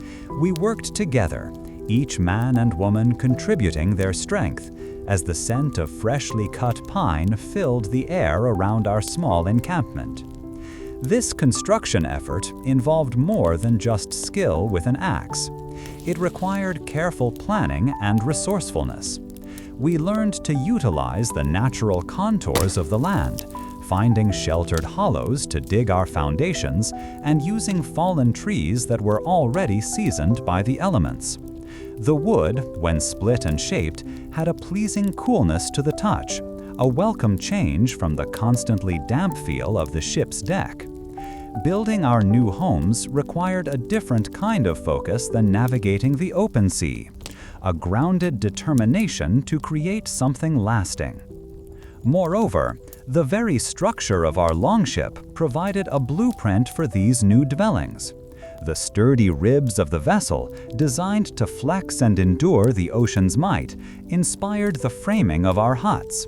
We sought out flexible yet strong branches, weaving them together to create a skeletal structure, then covering it with hides and thick layers of sod. This method of building, adapted from our shipbuilding traditions, offered a familiar way to tackle an unfamiliar task, and a sense of shared purpose grew with each beam raised. Our focus on these communal tasks shifted our perspective, moving away from the immediate anxieties of initial encounters. While the memory of the Skraelings remained, our daily lives were now filled with the practical challenges of survival. The need for firewood became paramount, and venturing inland, we discovered trees with bark that peeled away in large, thin sheets, perfect for creating waterproof coverings for our roofs. These discoveries, made through careful observation and persistent effort, were crucial for our long-term well-being. During this time, the rhythm of our days was dictated by the sun and the needs of our growing settlement. We learned to predict the weather, not just by the sea, but by the subtle changes in the wind's song as it moved through the dense, unfamiliar trees. The taste of dried fish, preserved from earlier catches, remained our staple. but the urgency to gather and store winter provisions was a constant reminder of our precarious situation. Each successful endeavor, from securing a good stand of timber to finding a reliable source of fresh water, brought a quiet satisfaction. The shared labor fostered a different kind of bond among the crew. Instead of relying solely on my commands, the men and women began to anticipate needs, to share knowledge about the best way to lash timbers or the most efficient method for drying hides. Bjorn, with his characteristic quiet efficiency, organized teams for different tasks, ensuring that no one worked alone and that skills were passed freely. This collaborative spirit was a vital adaptation, strengthening us against the isolation of this new land. Looking at the carefully constructed shelters, their sod roofs blending with the green landscape, I often pondered the different kinds of strength that were needed to thrive. My own expertise, honed on the open seas, was valuable, but the skills required to build a home, to sustain a community through a harsh season, were equally vital. This transformation of our ship, the Sea Serpent, into the foundation of our new lives represented not just a change in our environment, but a deepening of our purpose. It was a physical manifestation of our commitment to this new world. The work was demanding, and my own hands bore new calluses from the labor of shaping wood and stone. There were moments of doubt, of course, particularly when the wind howled with a ferocity that reminded me of the sea's power. But seeing the community pull together, sharing burdens and celebrating small victories, bolstered my resolve. This foundation, built by our collective effort, was more than just a collection of huts. It was the nascent form of a future. My transition to building a home had taken an unexpected turn. The clear air of the coast offered a welcome change from the close confines of the longship, and I led a small group inland, drawn by the promise of observing the local people more closely. We had seen them from a distance in the valley, their movements economical and purposeful, and my recent experiences with their quiet observation of our own camp had stirred a deep curiosity. My father had always spoken of the importance of understanding the land and its inhabitants, not just for survival, but for true settlement. I carried with me a small collection of well-polished amber beads, each one smooth and cool to the touch, a simple offering meant to convey goodwill. Bjorn, ever watchful, walked beside me, his hand resting on the hilt of his sayax, a short sword, a habit born of years of caution in unfamiliar lands. We found them near a clearing, a place where the trees thinned and sunlight dappled the forest floor. Several individuals were engaged in preparing what looked like nets, their fingers moving with incredible speed and dexterity. These nets, woven from what appeared to be plant fibers, were intricately knotted, a testament to a skill I admired. They used a type of sharpened bone, a needle of sorts, to work the material, a technique I had only seen applied to leather or fur before. I recalled seeing similar netting patterns in the intricate knotwork of our own ship's rigging, yet this was on a different scale, designed for catching the bounty of their waters. The air here held the faint, earthy scent of damp soil and decaying leaves, a natural perfume of the forest. My chosen approach was to be seen, not to surprise them, so I held up my hands, palms open, and called out in a voice I hoped sounded friendly. Their heads turned in unison, their expressions unreadable from this distance. One of them, a man of notable stature, stepped forward, holding a long, straight branch. He watched us for a long moment, his gaze steady, and I felt a prickle of unease, though it was tempered by the knowledge that I had approached openly. My expertise in reading the subtle cues of merchants and rival chieftains in Greenland served me well here, helping me to distinguish genuine caution from outright hostility. His posture suggested readiness, but not aggression, a fine balance I understood from navigating the often treacherous waters of interclan politics back home. I then presented the amber beads, holding them out on my open palm. The man who had stepped forward approached slowly, his eyes fixed on the offering. He paused a few paces away, his stance unwavering. When he reached out, his fingers were calloused but surprisingly gentle as he took the beads, turning them over in his hand. A faint murmur went through the group behind him.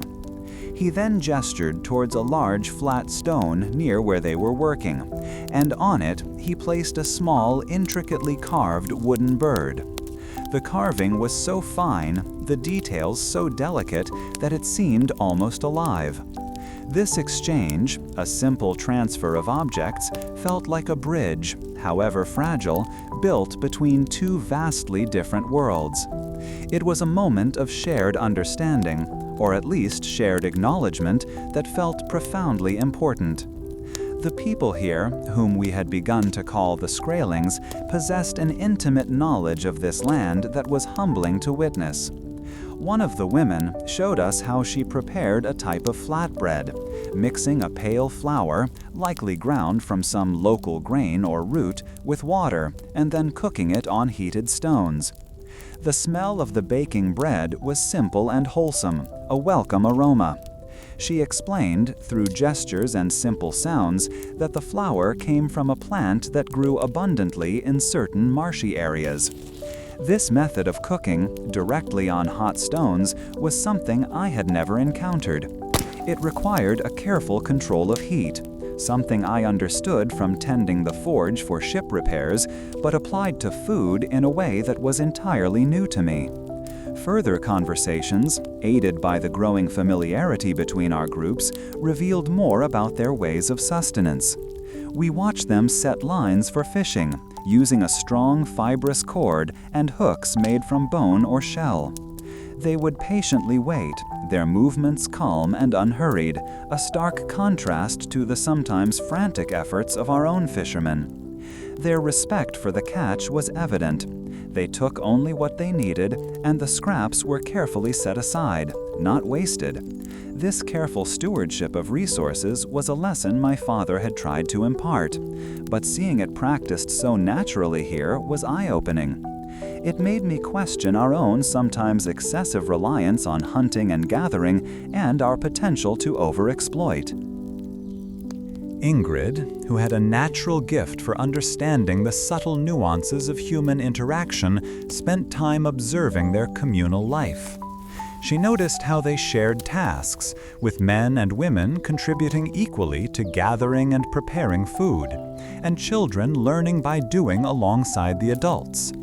Her own experiences as a skilled weaver and healer made her appreciate the intricate social fabric that bound them. She often spoke of the deep spiritual connection they seemed to have with the land, a reverence that was apparent in their careful use of its gifts. Bjorn, however, remained unconvinced. His concern focused on our own dwindling supplies and the growing realization that the winter would be long and harsh. "They have their ways, Einar," he would say, his brow furrowed, "but we must think of our own needs. We cannot live on goodwill alone." The task of reinforcing our shelters occupied many of my crew.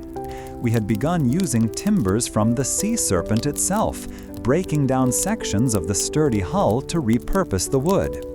This was a difficult decision, as the ship represented our only connection to home, but the need for proper dwellings was paramount. The smooth, resilient wood, shaped by skilled hands, was ideal for creating sturdy walls.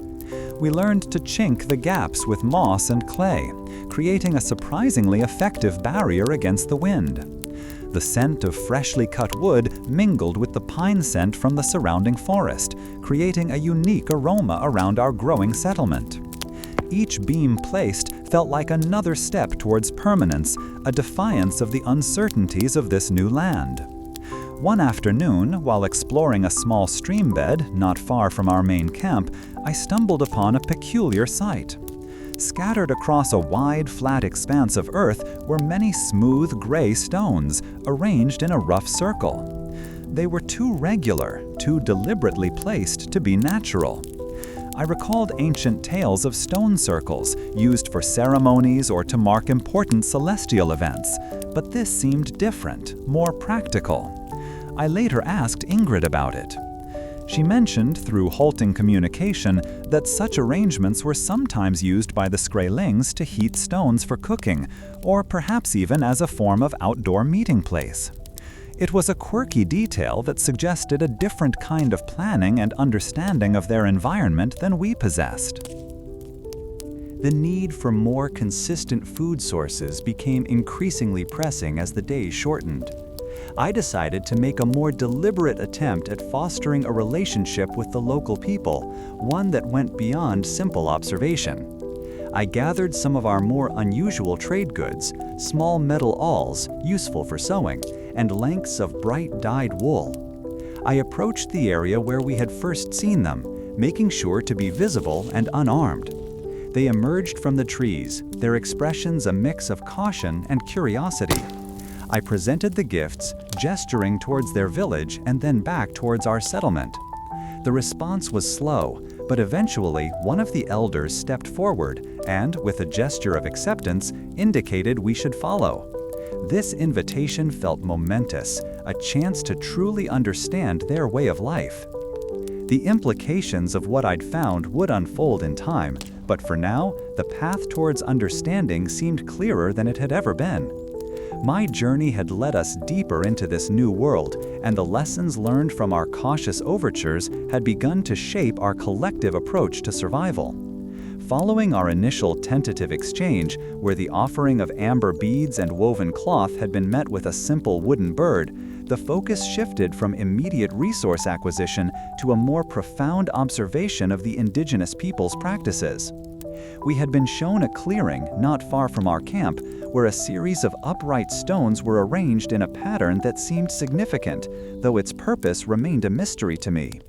This place, I surmised, held a deeper meaning for them, perhaps tied to seasons or celestial events, a concept my own people understood through our own stone circles and burial mounds.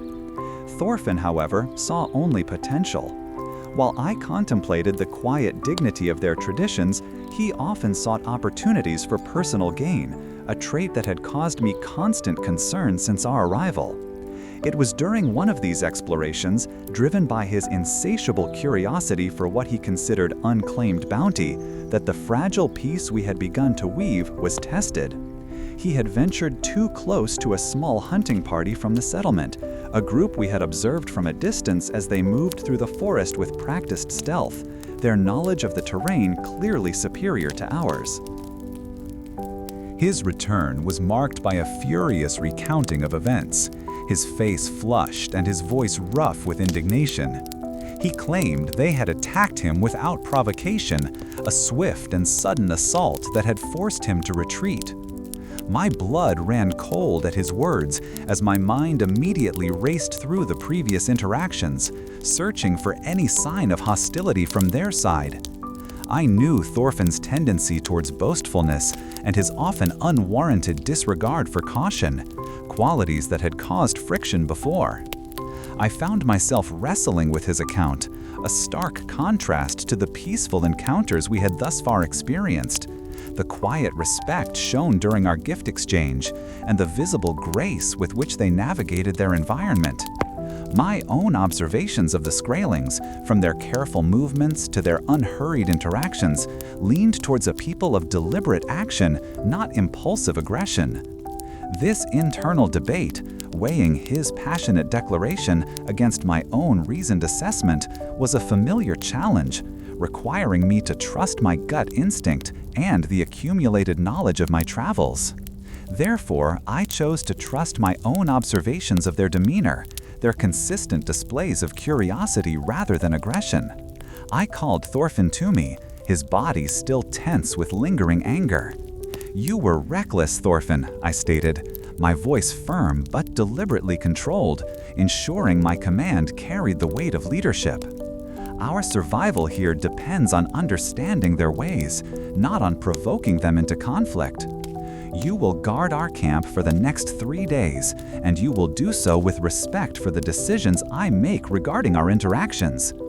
The resentment in his eyes was a palpable thing, a dark cloud of defiance that highlighted the growing cracks in the unity of my crew, a challenge I knew I would have to manage carefully. This incident, while unsettling, prompted a broader shift in my thinking about our settlement's long-term strategy, moving beyond simple coexistence to a deeper integration of knowledge. Instead of focusing on the potential for conflict, I began to consider how their intimate understanding of this land could benefit us. Their skills in net-making, which I had observed with keen interest during our visits to their encampments, particularly their method of weaving reeds and sinews into strong, intricate fishing nets, represented a vital resource we desperately needed. Our own attempts at fishing using rudimentary hooks and lines had yielded meager results, and the thought of their expertly crafted tools became increasingly appealing as our food stores continued to shrink. The careful selection of materials they employed, the way they treated the reeds to make them pliable yet strong, and the patient, rhythmic motion of their hands as they worked the fibers together all spoke of a deep connection to the natural world around them. I recalled one elder teaching a younger woman the specific way to twist fibers from a particular plant, an act that seemed almost ritualistic in its precision and care. This knowledge, passed down through generations, was far beyond our current capabilities, and I recognized that true settlement meant more than just building shelters. It meant learning to live in harmony with the environment, and that included learning from those who knew it best. Consequently, I resolved to seek out further opportunities to observe and learn from their practices, particularly those related to sustenance. My earlier visits had provided glimpses into their food preparation, a process that often involved slow roasting of game over carefully managed fires and the drying of berries and roots for preservation. The aroma of herbs, unfamiliar yet pleasant, would often drift from their cooking areas, a testament to their resourcefulness in utilizing the flora of this land. This approach to food, so different from our own, emphasized patience and a deep respect for the sources of their nourishment. During this period, while Thorfinn was confined to camp duties, I led a smaller group, including Bjorn, to discreetly observe the local people as they prepared their evening meal. We positioned ourselves a respectful distance away, hidden by the trees that bordered their settlement, watching them as they gathered around a central fire. The children played nearby, their laughter carrying on the wind, a sound that spoke of a peace and belonging we had yet to fully cultivate. The adults worked together, a seamless coordination of tasks, from tending the fire to preparing the food, a stark contrast to the sometimes fragmented efforts within our own burgeoning camp. The sight of them working together, sharing the bounty of their hunt, reinforced my growing conviction that a true settlement would require more than just physical presence. It would require a shared understanding and a willingness to adapt. Their communal spirit, evident in the way they shared food and looked after their young, was something I aspired to foster within my own crew. This was not just about acquiring skills. It was about adopting a philosophy of living that was rooted in respect for the land and for each other, a philosophy that seemed to guide their every action. My earlier exploration into the daily life and food preparation of the local people had provided new insights, deepening my understanding of their culture and the land's bounty. This immersion into their routines, observing their resourcefulness and their communal spirit, shifted my focus from solely practical needs to the broader implications of cultural exchange. It became clear that our long-term success in Vinland would be contingent upon our ability to integrate ourselves, to learn their ways, and to forge connections that went beyond mere survival. The challenges of cultural exchange and resource management during the harsh winter had underscored the vital importance of adaptability and mutual respect. What had begun as a quest for new lands and resources had evolved into a profound learning experience, forcing me to confront my own preconceived notions and embrace a more holistic approach to settlement.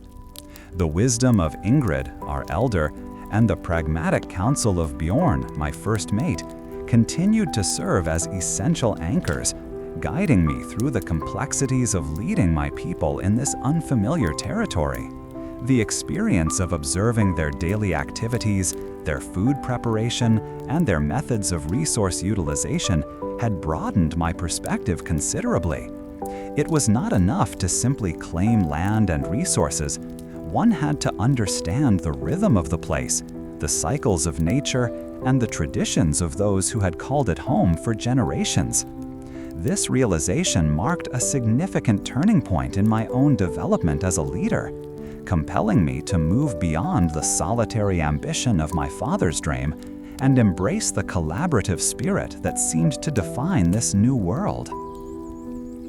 The specific use of a clearing with placed stones, a detail I had noted earlier, now seemed less of an anomaly and more a part of a larger cultural tapestry. I pondered whether these stones marked important gathering places, or perhaps served as markers for hunting grounds, or even held astronomical significance, aligning with the stars that had guided us across the vast ocean.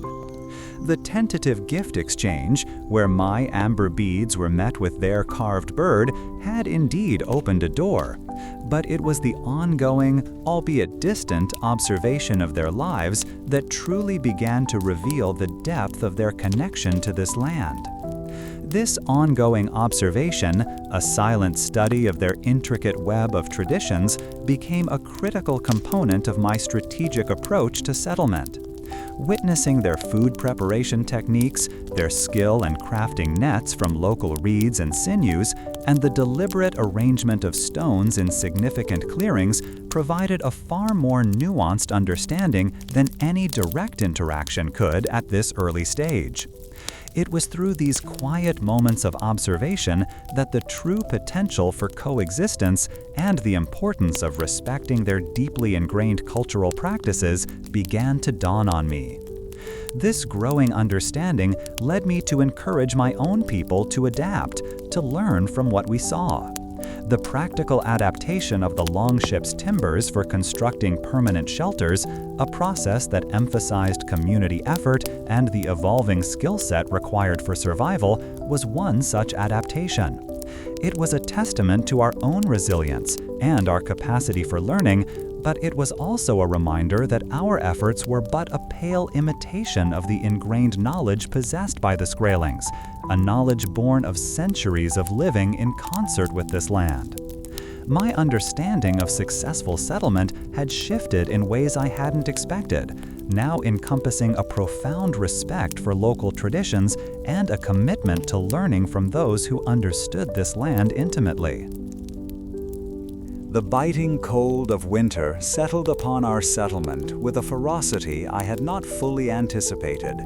Snow, which had begun as gentle flurries, now fell in thick, persistent blankets, muffling the sounds of the forest and transforming the familiar landscape into an alien white expanse. Each breath I took was a sharp, cold sting in my lungs, and the wind, whistling through the gaps in our hastily constructed shelters, seemed to carry a promise of more hardship to come.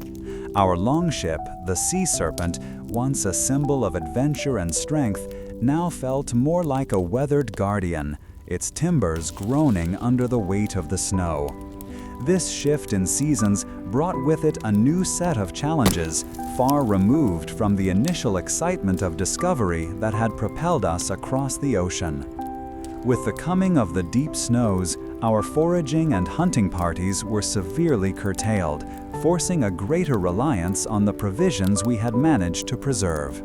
The dried fish, while sustaining, offered little warmth, and the tartness of the preserved berries, once a welcome treat, now seemed to accentuate the emptiness in our bellies. I found myself spending more time meticulously inspecting our stores, my mind constantly calculating how long our supplies would last. This constant worry about sustenance, a primal concern that had been a distant hum during the warmer months, now roared with a deafening intensity. The personal stakes of every bite consumed, every extinguished ember in the hearth, became acutely clear, a heavy burden on my mind. Ingrid, whose knowledge of the local flora had proven invaluable, worked tirelessly with the few medicinal herbs she had managed to dry and store. She mixed them with water, creating bitter concoctions that offered some relief for the persistent coughs that began to plague our people. I watched her, her brow furrowed with concentration, and saw not just a healer, but a vital pillar of our community. Her quiet resilience a stark contrast to the growing weariness I saw in many of the men. Her dedication was a bright spark against the encroaching gloom, and I felt a profound sense of gratitude for her presence, a reminder that our survival depended on more than just brute strength. Bjorn, ever practical, organized the men into teams for essential tasks, his steady voice a calm presence amidst the growing anxieties. He insisted on regular drills, even in the deep snow, to keep our bodies and minds sharp, a necessary discipline when idle hands could easily fall prey to despair. He understood the importance of maintaining routine, of finding purpose in the daily struggle, and his leadership in this regard was a steady anchor for me. Together, we focused on reinforcing our shelters, adding thicker layers of dried grasses and moss to seal out the biting wind and conserve what little warmth we could generate. The local people, the Skraelings as we had come to call them, seemed to possess an innate understanding of this harsh environment that we, with all our seafaring prowess, still lacked. From our vantage point, we occasionally saw small groups moving through the trees, their movements fluid and purposeful despite the heavy snow. They wore intricately crafted furs that seemed to provide superior protection against the cold, and I wondered if their traditional clothing held secrets we could learn. Our previous, tentative exchanges had provided us with small amounts of dried meat, but it was clear they had mastered a way of life that allowed them to thrive even in these conditions, a mastery we were only beginning to appreciate. One particular observation that struck me was their method of food preservation. I had seen them drying strips of meat on racks exposed to the frigid air, a technique that seemed incredibly efficient for the current season. This particular method of curing meat in the extreme cold, unlike our own methods of smoking or salting, was something I had not encountered before. It highlighted the vast wealth of knowledge held by the indigenous inhabitants, a knowledge gleaned over generations of adapting to this very land. I knew then that to truly establish ourselves, we needed to observe and learn, rather than solely impose our own ways. A shared concern that began to ripple through our settlement was the growing difficulty in finding dry firewood. The lower branches of trees were already snow-laden, and venturing deeper into the woods to find suitable dry wood required significant effort and time, precious resources we could ill afford to spare. This challenge led to a greater emphasis on conserving the firewood we had, carefully rationing each log to maximize the heat output. I found myself often looking at the embers in the central hearth, the dwindling glow a constant reminder of our precarious situation. Despite the hardships, there were moments that offered a flicker of lightness, like when the younger children, bundled in makeshift furs, discovered the joy of sliding down small snow-covered slopes near our camp, their laughter a sweet, rare sound. These small instances of simple pleasure were a balm to our weary spirits, brief respites from the grim realities of winter. I even found myself joining them once, pushing a small sled, the cold biting at my exposed cheeks, but the feeling of childlike abandon strangely invigorating, a fleeting connection to a simpler existence. I also learned of a curious practice among the Skraelings, the careful arrangement of stones in specific patterns within clearings. While we had seen such stone formations before, the coming of winter revealed their potential purpose as windbreaks and perhaps even as a subtle form of navigation or mapping. Some historians from back home debate whether these were purely functional or held deeper spiritual significance, a question that felt both distant and suddenly relevant as I considered how we might better utilize our surroundings. These were mysteries I hoped to unravel in time, should we survive the present season.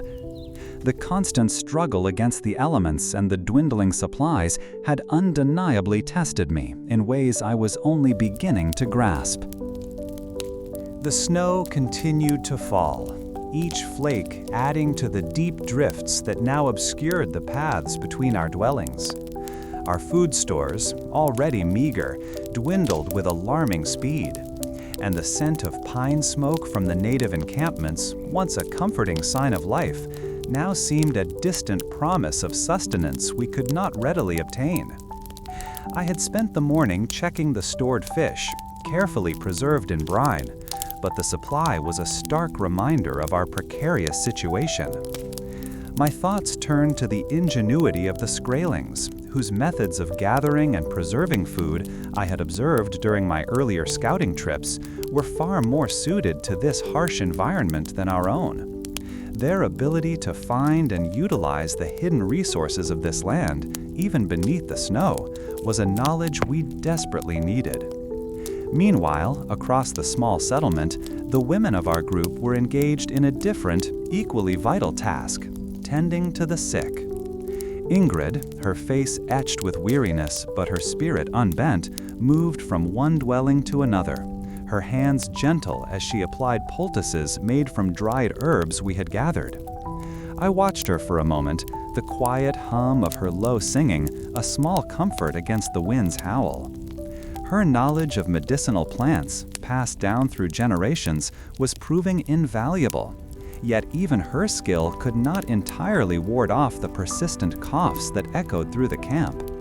This struggle against illness, so different from the physical challenges of navigation and building, underscored our vulnerability and the deep personal stakes involved in our very survival here.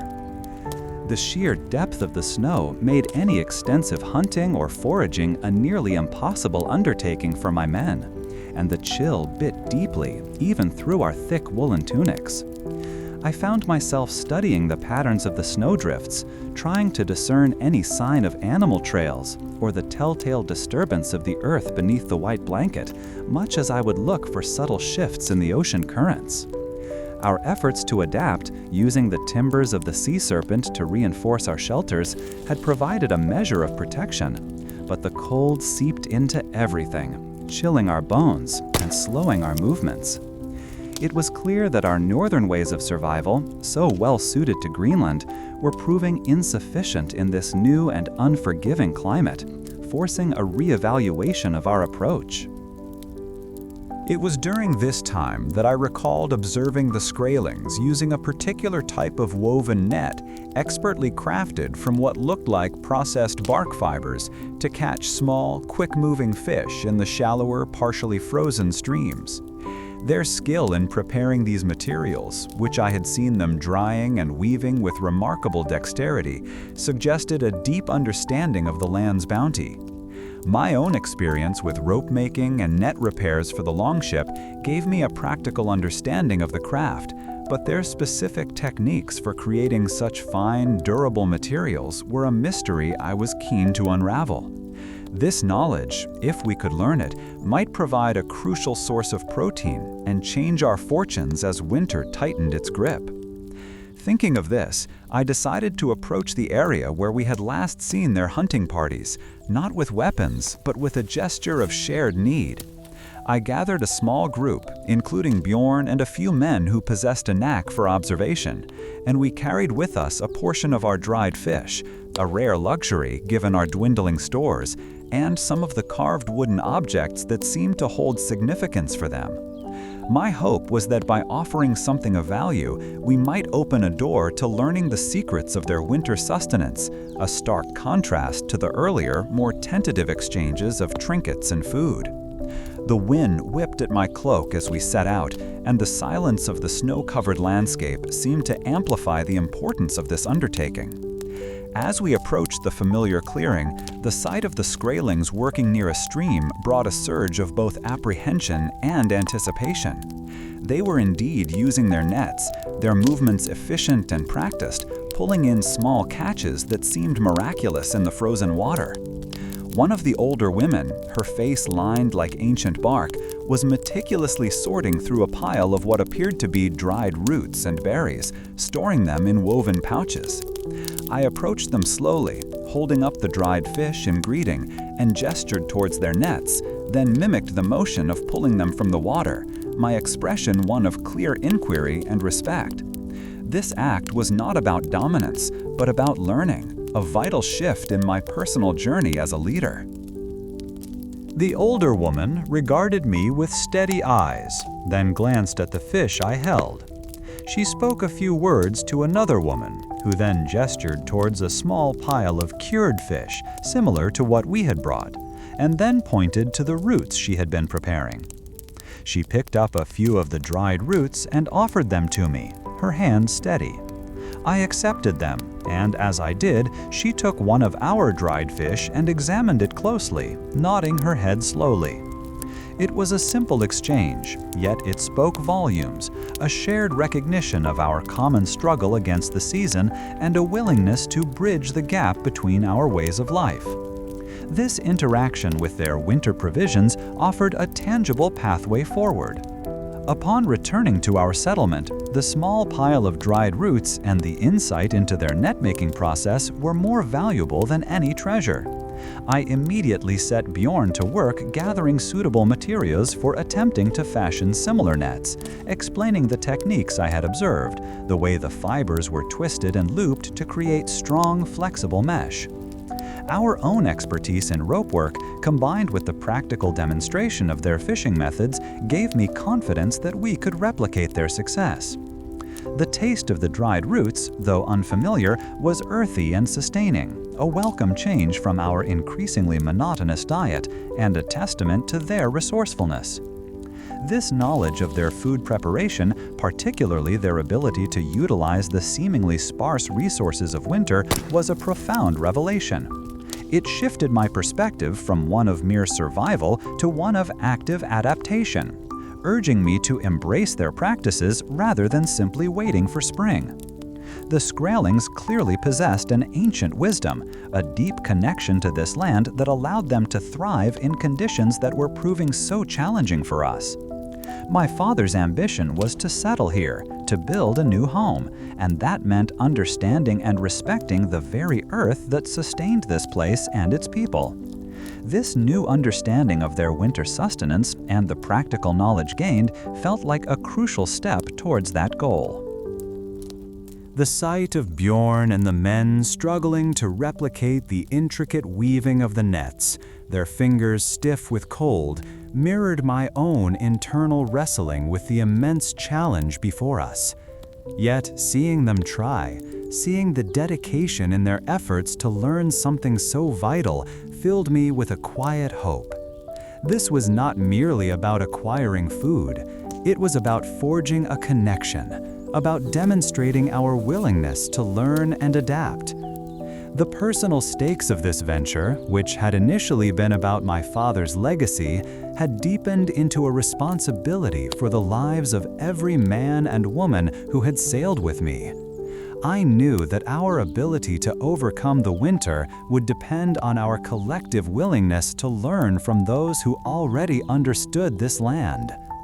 This encounter with their winter sustenance lingered in my thoughts.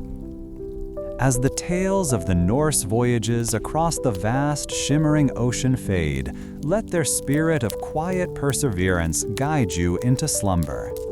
Imagine the gentle sway of the longships, the rhythmic splash of waves against their sturdy hulls, carrying Leif Erikson and his kin toward shores unknown.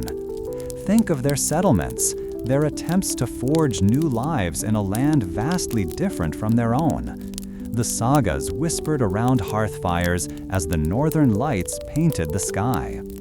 These journeys, though filled with the unknown, ended with a sense of grounding, of finding a place to rest their weary souls. Let that same sense of peaceful arrival embrace you now. Close your eyes and feel the stillness settle.